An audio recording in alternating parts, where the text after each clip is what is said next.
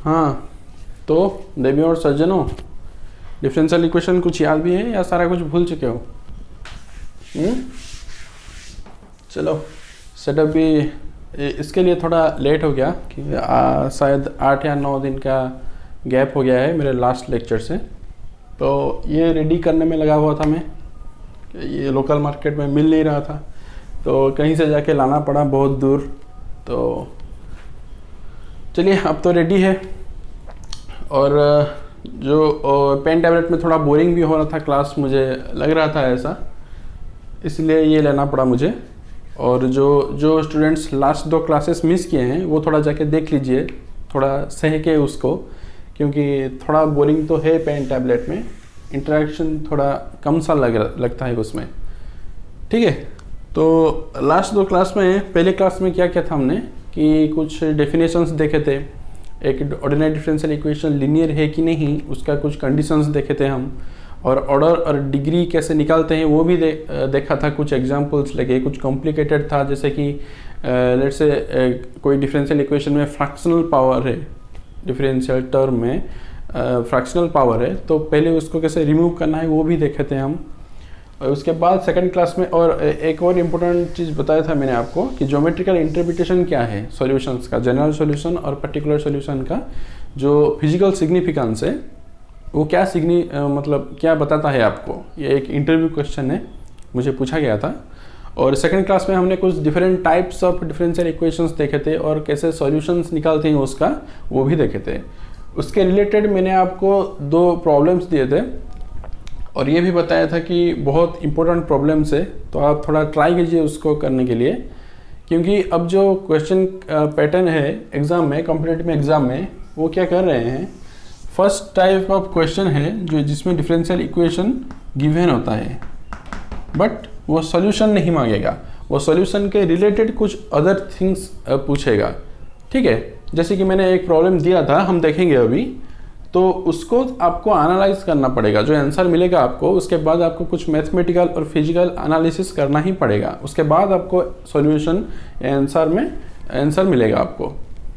तो second type जो है जिसमें डिफरेंशियल इक्वेशन गिवन नहीं होगा, डिफरेंशियल इक्वेशन नॉट गिवन, तो उस केस में क्या होगा कि आपको कुछ कंडीशंस दिया होगा, उससे आपको डिफरेंशियल इक्वेशन पहले एस्टेब्लिश करना है, उसके बाद आपको सॉल्यूशंस निकालना है, उसके बाद कुछ एनालिसिस करना है, फिर जाके आपको आंसर मिलेगा। तो हम वो जो 2 प्रॉब्लम्स दिया था उसको देखते हैं अभी, कि आपको पता चल जाएगा कि क्वेश्चन का पैटर्न अभी क्या आ रहा है। ठीक है, तो स्टार्ट करते हैं। जो पहला होमवर्क था उसका क्वेश्चन ये था कि डिफरेंशियल इक्वेशन गिवन था उस केस में, और ये था differential equation dy/dx is equal to y²/x with condition y at x is equal to 1 is 1। Okay, तो आप देख सकते हैं ये जो डिफरेंशियल इक्वेशन है, सिंपल वेरिएबल सेपरेशन मेथड से ये हो जाएगा। y² को आप इस साइड पे ले आ सकते हैं और dx को उस साइड ले जा सकते हैं। तो ये करने के बाद हमको क्या मिलेगा। हाँ, और एक बात, कुछ स्टूडेंट्स बताए थे मुझे कि हिंदी में पढ़ाने के लिए, हिंदी में पढ़ाने में कोई तकलीफ तो नहीं है, लेकिन इतना अच्छा भी मेरा हिंदी नहीं है। तो क्या होता है कि जो जेंडर का थोड़ा प्रॉब्लम होता है, जैसे उसका उसकी, इसमें बहुत प्रॉब्लम होता है।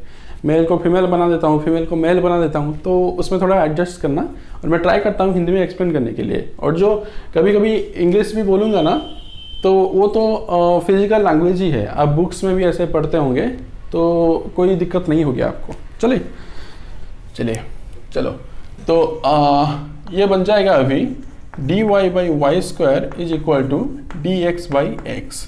अब आप इसको इंटीग्रेट कर सकते हैं with an arbitrary constant log c, क्योंकि यहाँ पे मैंने बताया था आपको कि अगर इंटीग्रेशन में log का टर्म आ रहा होगा किसी भी साइड में हो, तो आप यहाँ पे आर्बिट्ररी कांस्टेंट को लॉगरिथमिक के टर्म में लेना है आपको।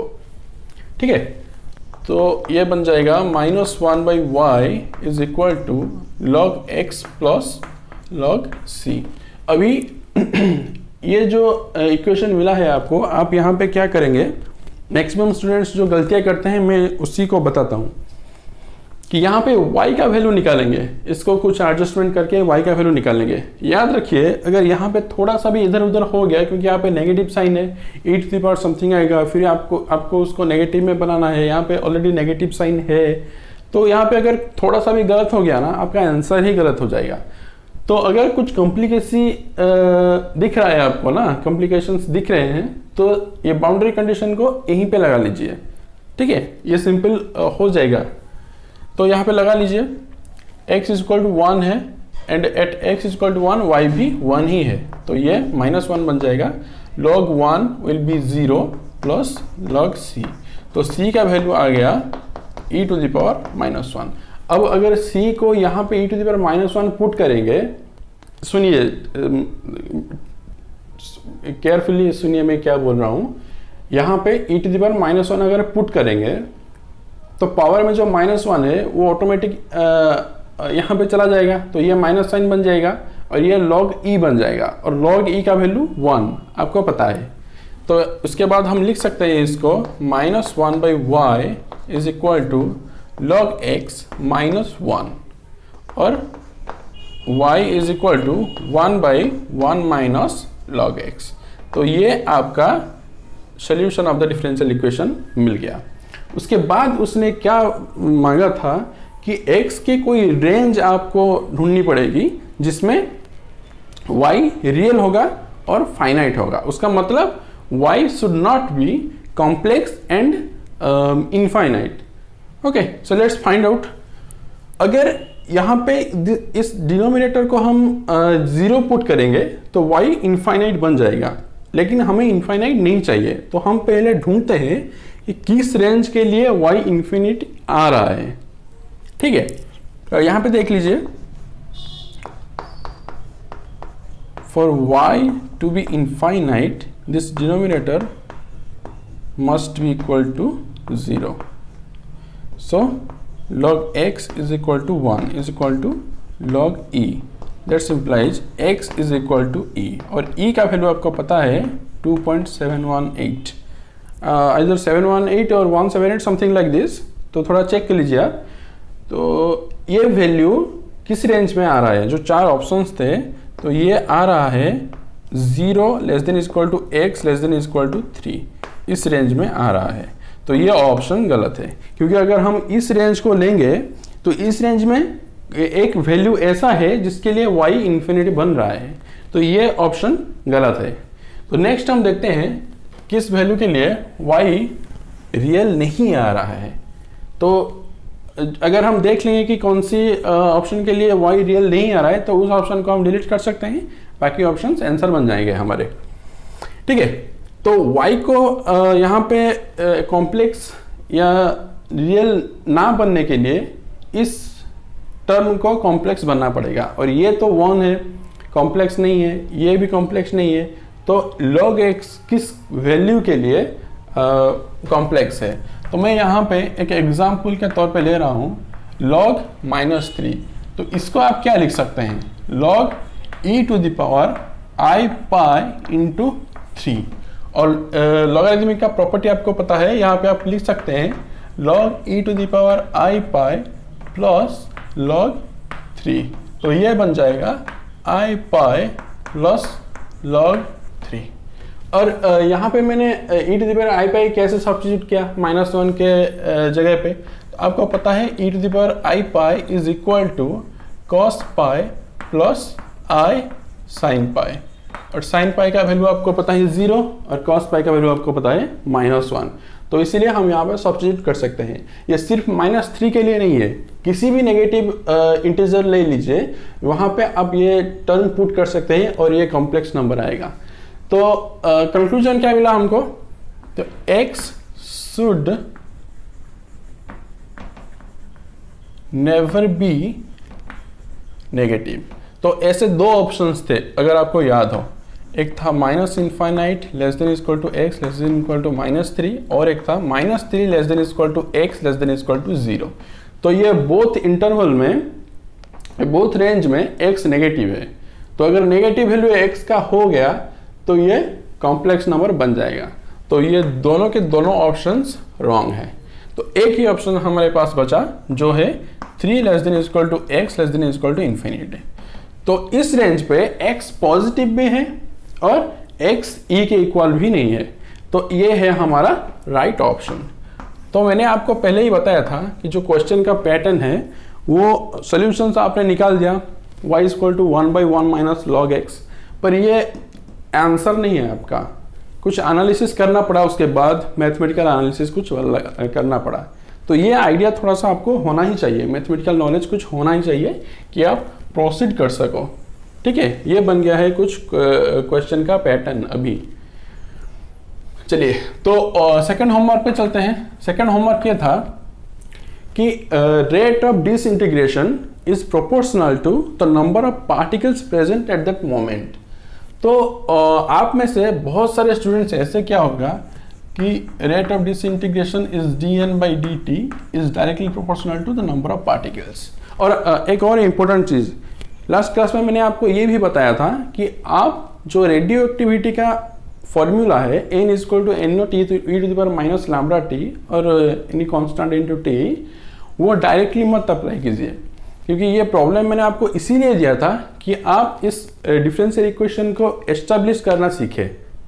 ठीक है, जो कंडीशंस गिवन है उससे आप हर टाइम तो ये इक्वेशन नहीं आएगा ना कि पार्टिकल डिके कर रहा है, कुछ अलग भी मांग सकता है वो।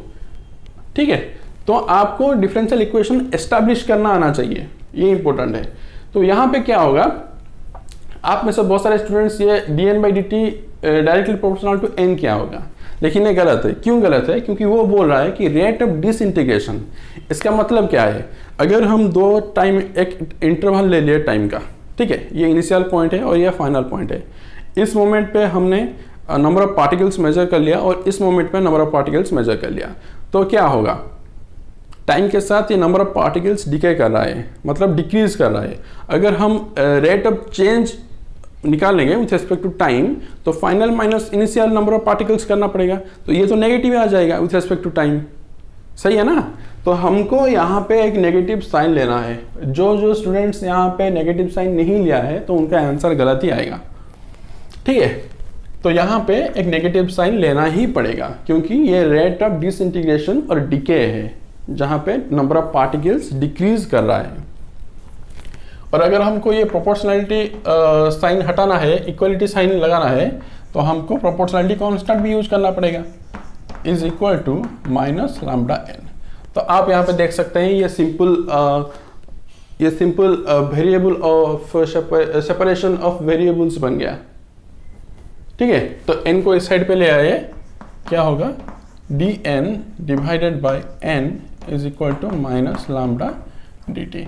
और अब इसको सिंपल इंटीग्रेशन कर सकते हैं और यहाँ पे लॉगरिथमिक आएगा, यहाँ पे भी हमें एक आर्बिट्रेरी कांस्टेंट लेना है, वो भी लॉग के टर्म में। सही है, और उसके बाद ये बन जाएगा log n is equal to minus lambda T plus log c।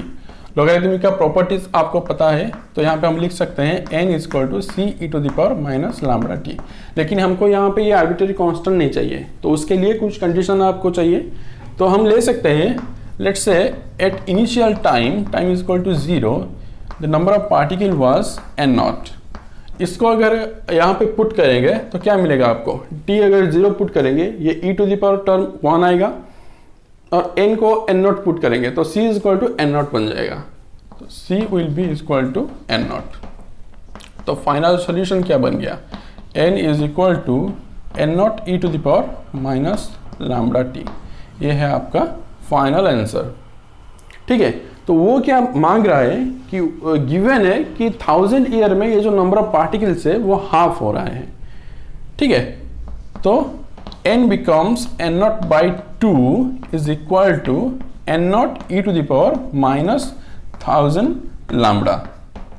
तो n0 gets cancelled and lambda will be negative sign है, तो यहाँ पे log 2 बन जाएगा डिवाइडेड बाई 1000 बन जाएगा। lambda will be log 2 divided by 1000। यहाँ पे हमें lambda का वैल्यू भी मिल गया। तो मांग क्या रहा है, वो मांग रहा है कि 50 साल में, पहला जो 50 साल है, 50 साल में नंबर ऑफ पार्टिकल्स डिसइंटीग्रेटेड, मतलब जितने नंबर ऑफ पार्टिकल्स डिसइंटीग्रेटेड हो चुके हैं उसका नंबर मांगा है। तो यहाँ पे थोड़ा ट्रिक है, आप सिंपली यहाँ पे अप्लाई कर देंगे n, तो n का वैल्यू मिल गया, 50 अप्लाई कर देंगे तो हो गया। वो गलत है, क्योंकि ये जो n है वो आपको दे रहा है number of particles left after this disintegration. After certain time how many number of particles are left, this equation gives that number. Okay, so to find the number of particles disintegrated, we have to subtract this term in 50 years from this initial number of particles. सही है, तो हमें initial number of particles से इस number of particles left after certain time को subtract करना है, उसके बाद हमें मिलेगा कि number of particles that are disintegrated। सही है, चलिए, तो हमको पहले निकालना पड़ेगा कितने नंबर ऑफ पार्टिकल्स बच रहे हैं 50 साल के बाद। तो ये निकालने के लिए हमको लेट्स से हम लेते हैं जितना पार्टिकल बच गया है 50 साल के बाद, उसको हम n50 लेते हैं, equal to n0 e to the power minus log 2 by 1000 into 50। अगर यहाँ पे कैंसिलेशन करेंगे, यहाँ पे हो जाएगा 20 हो जाएगा डिनोमिनेटर में, ये बन जाएगा n0 e to the power minus log 2 by 20। अगर आपको याद होगा तो यहाँ पे एक कंडीशन मैंने दिया था आपको, e to the power minus X equal to 1 minus X. ये थोड़ा सा मुझे याद नहीं है कि यहाँ पे मैंने प्लस एक्स दिया था या माइनस एक्स दिया था। अगर प्लस एक्स दिया होगा तो मैंने गलत दिया था वहाँ पे, या माइनस एक्स बनेगा। ठीक है, तो इसको यहाँ पे अप्लाई कीजिए, तो ये बन गया n0 1 माइनस log 2 बाई 20। ये है number of particles that are left after 50 years. तो इस अमाउंट को सब्ट्रैक्ट करना है इनिशियल जो नंबर ऑफ पार्टिकल्स था वहां से, तब जाके हमें मिलेगा number of particles that has been disintegrated in 50 years. तो n0 minus n0 1 minus log 2 by 20। तो ये टर्म तो अगर ये ब्रैकेट खोलेंगे तो ये टर्म तो कैंसिल ही हो जाएगा, और क्या बचेगा फाइनली n0 log 2 by 20। तो this times log 2 by 20 times of initial particle has been disintegrated। तो अगर परसेंटेज निकालना है हमें तो क्या करेंगे, सिंपली 100 मल्टीप्लाई कर देंगे यहाँ पे log 2 by 20 इंटू 100, और आपको पता है कि log 2 का वैल्यू 0.693 डिवाइडेड बाई 20। अगर 10 मल्टीप्लाई करेंगे पहले तो ये बन जाएगा 0.0693। ठीक है, अगर उसके बाद 2 मल्टीप्लाई करेंगे तो ये बन जाएगा 0.0346 इंटू 100। तो ये है 3.46%, which is nearly equal to 3.5%। ये है आंसर। तो आपने देखा कुछ कंडीशंस गिवन थे, उससे हमने डिफरेंशियल इक्वेशन बनाया, उसके बाद सोल्यूशन निकाला, यहाँ पे बाउंड्री कंडीशन एलिमिनेट करके सोल्यूशन निकाला। उसके बाद हमें कुछ न्यूमेरिकल्स दिया था, कुछ डाटा गिवन था, जिसको अप्लाई करके हमें फाइनल आंसर तक पहुंचना पड़ा। तो ये है अब का जो क्वेश्चन का पैटर्न है, ये बन चुका है। आपको अगर आप किस्मत वाले होंगे तो आपको डायरेक्ट इक्वेशन मिलेगा और सोल्यूशन मांगेगा। अगर और इसका ज़्यादा चांसेस है कि आप किस्मत वाले नहीं हैं, क्योंकि अभी ट्रेंड तो यही चल रहा है, ऐसे ही पूछेंगे वो, क्योंकि डायरेक्ट क्वेश्चन देंगे वो तो कोई भी कर सकता है। ठीक है, तो ये इतना डिफिकल्ट भी नहीं है। आप देख सकते हैं सिंपल मैथमेटिक्स है और कुछ आइडियाज़ है जो आपको कॉमन सेंस है, कुछ जो आपको प्रॉब्लम्स में लगाना है। सही है, चलिए तो नेक्स्ट टॉपिक पे हम चलते हैं, जो है एग्जैक्ट डिफरेंशियल इक्वेशंस। तो आपको जनरली पता होगा कि जो एग्जैक्ट डिफरेंशियल इक्वेशंस है वो M D X plus N D Y is equal to 0 इस फॉर्म में आते हैं। ठीक है, और वहां पे आपको चेक करना रहता है कि doh M by dough Y is equal to dough N by dough X है या नहीं। अगर ये कंडीशन सेटिस्फाई हो गया तो वो डिफरेंशियल इक्वेशन एग्जैक्ट है। और उसके बाद सिंपली आपको एक टर्म में जो इंटीग्रेट करेंगे दो टर्म को सेपरेटली, और एक टर्म में आपको y को कांस्टेंट लेना है और एक टर्म में x के जितने भी टर्म्स हैं उसको एलिमिनेट कर देना है।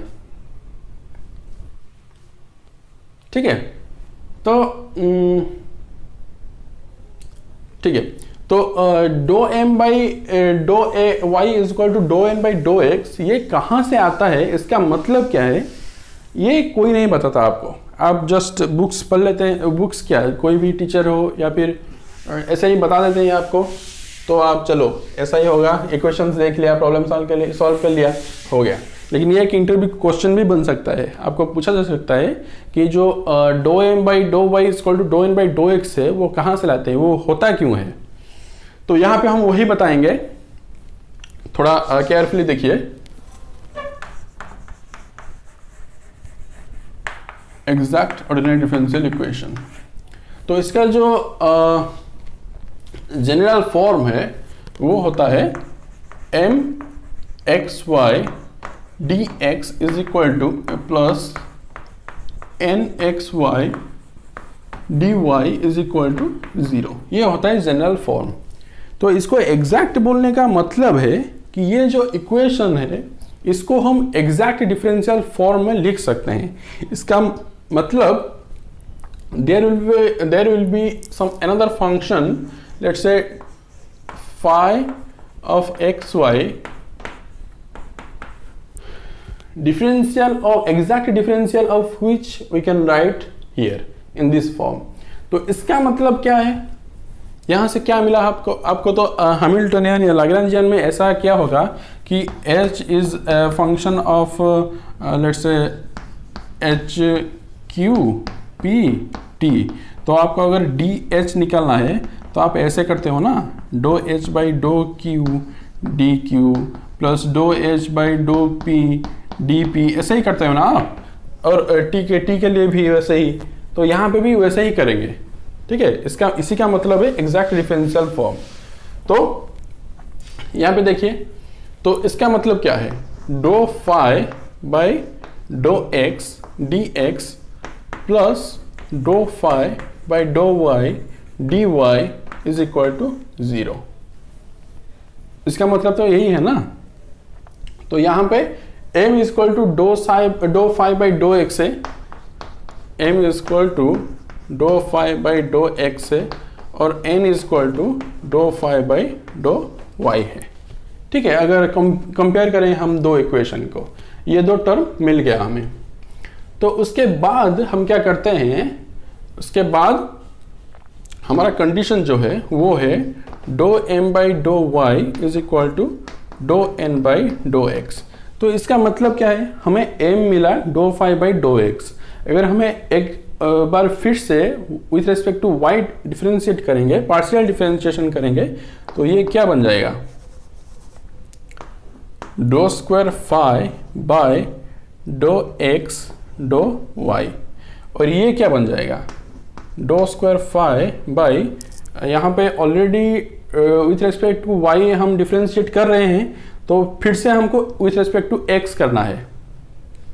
सॉरी, यहाँ पे थोड़ा ऑर्डर गलत हो गया है, पहले वाई होगा क्योंकि बाद में, हाँ पहले एक्स के थ्रू उसके बाद वाई, डो वाई डो एक्स, और यहाँ पे हो जाएगा डो एक्स डो वाई। तो आपको जब पार्शियल डिफरेंशिएशन आप पढ़े होगे 12th या 11th में, तो आपको ये प्रॉपर्टी पता होगा कि ये दोनों इक्वल हैं, ये दोनों इक्वल है। तो एग्जैक्ट जो कंडीशन है ये ऐसे ही नहीं लिया गया है, मतलब ऐसे ही मतलब एक कंडीशन बना दिया, ये हो गया तो एग्जैक्ट हो गया वरना नहीं होगा, ऐसा नहीं है। इसके पीछे मैथमेटिकल रीजंस हैं। आपको पता है कि ये जो पार्शियल डिफरेंशिएशन है ये दोनों इक्वल होते हैं। तो ये जो है m डो M by dough Y is equal to dough N by dough X, ये इन्हीं को तो सिग्निफाई करता है, क्योंकि एग्जैक्ट डिफरेंशियल फॉर्म तो यही है ना। ठीक है, तो एक एग्जांपल ले लेते हैं हम। लेट्स से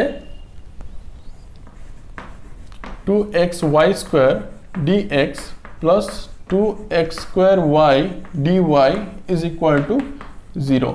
तो इसको आप एग्जैक्ट डिफरेंशियल फॉर्म में लिख सकते हैं या नहीं, लिख सकते हैं ना। देखिए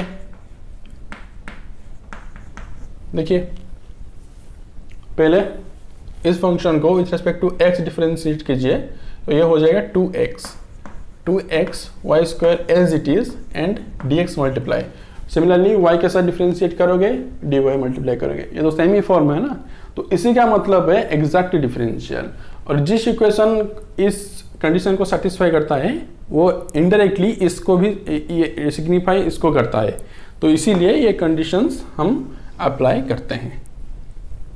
ठीक है, तो इसके रिलेटेड एक एग्जांपल देख लेते हैं। तो एग्जांपल है Y square E to the power, example थोड़ा बड़ा है मुझे याद भी नहीं है, तो let me see that Y square E to the power X Y square plus 4x cube dx plus 2xy e to the power x y square minus 3y square dy is equal to 0 with initial condition y at x is equal to 1 is 0। तो यहाँ पे हमको पहले वो condition check करना ही पड़ेगा। तो ये है m और ये है n। तो देखिए डो m बाई डो y क्या बन रहा है, डो m बाई डो y है। यहाँ पे पहले ये तो 0 ही बन जाएगा।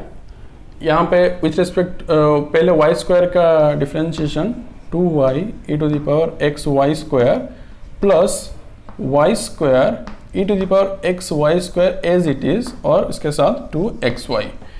और डो n बाई डो x क्या बनेगा, ये टर्म तो 0 ही होगा अगर डिफरेंशिएट करेंगे विथ रिस्पेक्ट टू x, और यहाँ पे बनेगा 2y e to the power X Y square plus 2xy e to the power X Y square into Y square. तो ये दो इक्वल ही हैं, तो हम सिंपली अब इंटीग्रेट कर सकते हैं दोनों को। तो यहाँ पे क्या मेथड है कि ये जो m है यहाँ पे आपको y को कांस्टेंट लेना है और with respect to x integrate करना है, और यहाँ पे जो x का जितने भी टर्म्स होंगे जिनके अंदर x होगा उन सबको एलिमिनेट करना है, उसको कंसिडर ही नहीं करना है। ठीक है, तो उस हिसाब से ये जो टर्म है यहाँ पे x है तो ये कैंसल। ठीक है, और यहाँ पे जो y के टर्म्स होंगे वो तो कांस्टेंट ही है।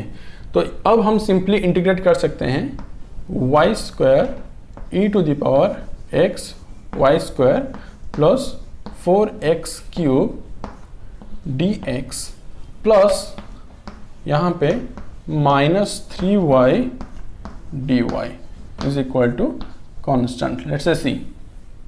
तो यहाँ पे इंटीग्रेट कीजिए, वाई स्क्वायर कॉन्स्टेंट है तो Y square as it is E to the power X Y square constant है तो ये तो डिवाइड ही होगा नीचे, plus 4x power 4 by 4, so 2 4s are cancelled, it will be x to the power 4 plus this will be minus 3 y to the power 3 by 3, so 3 gets cancelled, so this becomes minus y cube is equal to c।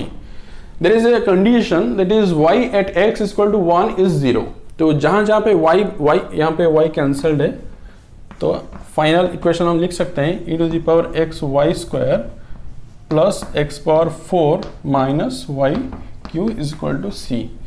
तो यहाँ पे put कर दीजिए y at x is equal to 1 is 0, तो यहाँ पे y 0 बन जाएगा, y 0 बन जाएगा तो ये 1 बन जाएगा और ये 1 है, तो c is equal to 2 हो जाएगा, c will be equal to 2।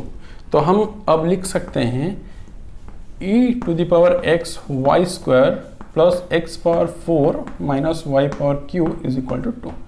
तो ये है आपका सॉल्यूशन। ठीक है, so this is all about exact ordinary differential equation। okay, so now let's go to the next type of differential equations that are there are some differential equations, there are some ordinary differential equations. Whenever I am saying differential equations, we are still in the ordinary differential equation, so remember that there are some ordinary differential equations which can be reduced to this exact ordinary differential equation. How we will see now. So the general form of exact differential equation is m dx m dx plus n dy is equal to 0।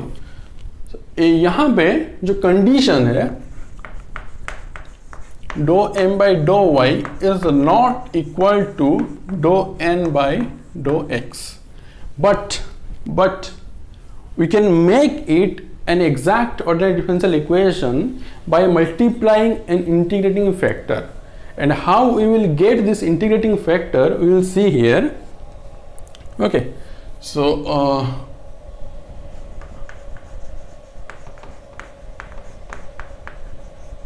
multiplying integrating factor makes this equation exact. Okay, so we can say this non-exact differential equation into an integrating factor and it makes it exact. So how we will get this integrating factor? We have two cases here. First case, the differential equation you find dou m by dou y and dou n by dou x and it is not equal, so it is not exact. Okay, so first we have to do find dou m by dou y, dou n by dou x and check its equality. If it is equal then exact, if it is not equal then it is non-exact. Then what you have to do, you have to take phi of x is equal to 1 by n dou m by dou y minus dou n by dou x. तो यहाँ पे x क्यों लिखा है? क्योंकि इसको जब आप सब्ट्रैक्ट करेंगे और n के साथ डिवाइड करेंगे ये ऑटोमेटिक आपका x का फंक्शन बन ही जाएगा, ठीक है। और इंटीग्रेटिंग फैक्टर फाइंड करने के लिए यहाँ पे integrating factor is equal to e to the power this phi of x dx. This is very important. There may be some questions by which you can do these things. This is the integrating factor. Now you have to simply multiply this integrating factor with this equation and it will be exact. And you can simply integrate by taking one side as y as constant and in other neglect all the terms having x. Okay, so the case 2, I think there will be, yeah, let me just write here. So the second case is here what you have to do, like here we found a function of x only. In this case you will get function of y only. So how you will get? In the same process you have to divide m here. Okay, so this will be, let's say g of y is equal to 1 by m dou n by dou x minus dou m by dou y. So here the order is exchanged. Here dou m by dou y minus dou n by dou x था, तो यहाँ पे dou n by dou x से dou m by dou y subtract करना है और उसे m से डिवाइड करना है, तो ये आपको फंक्शन ऑफ y मिल जाएगा। और इंटीग्रेटिंग फैक्टर फाइंड करने के लिए integrating factor e to the power g of y dy integral, this will be your integrating factor. और अगर इस इंटीग्रेटिंग फैक्टर को आप मल्टीप्लाई करेंगे मेन गिवन इक्वेशन के साथ तो ये एग्जैक्ट बन जाएगा और उसके बाद आप प्रोसीड कर सकते हैं इजीली, ठीक है। तो हम दोनों टाइप्स के प्रॉब्लम से एक एक एग्जाम्पल ले लेते हैं, उसके बाद क्लास क्लोज करेंगे।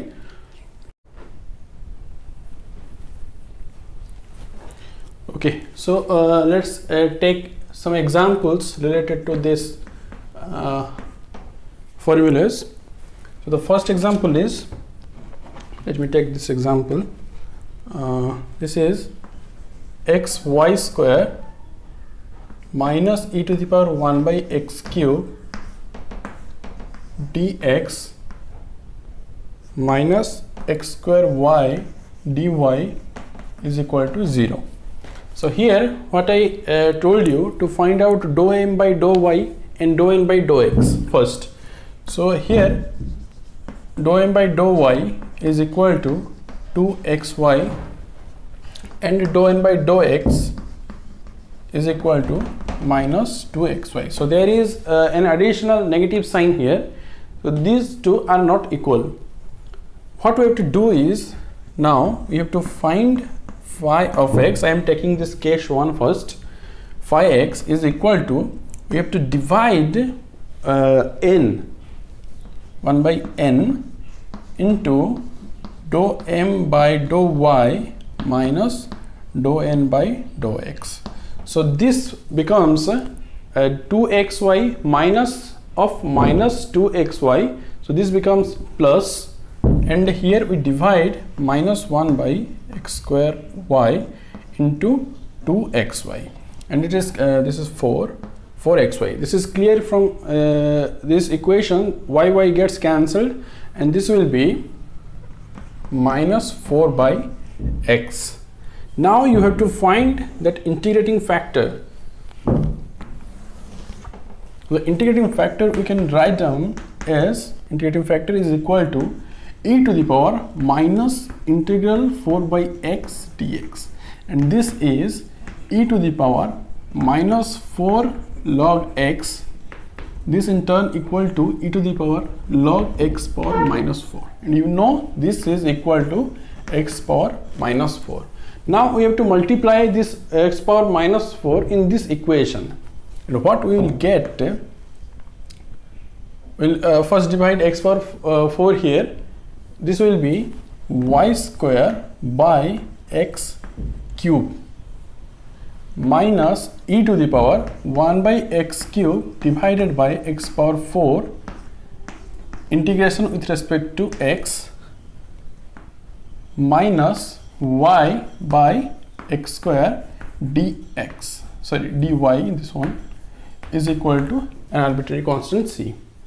Here we don't need to consider this, because this involves x, this unnecessary thing, and here we have to take y as constant, and the integration of 1 by x cube, you know, this is minus 1 by 2x square, I think, minus y square by 2x square, because 1 by x square, the differentiation of 1 by x square is minus 2 by x cube, so 2 gets cancelled, and negative sign also becomes positive sign.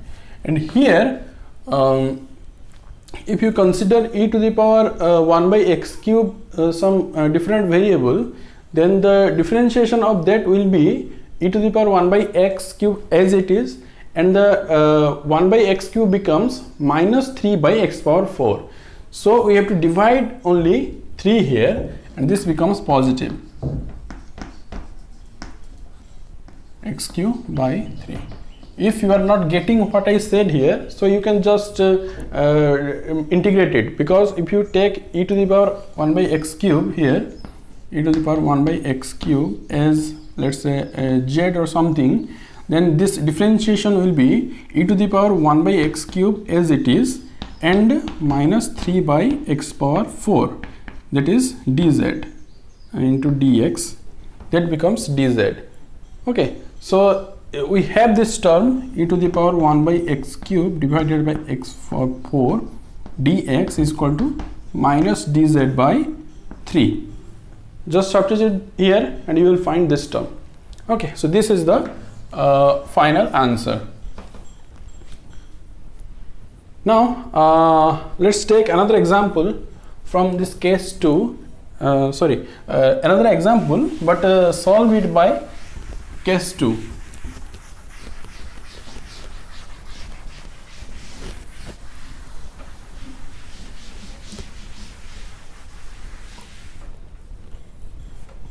Okay, so the question is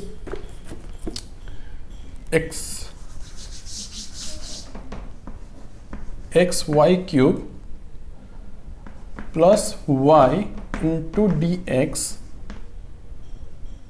plus 2 into x square y square plus x plus y power 4 dy is equal to 0. So here we have to find the dou m by dou y first.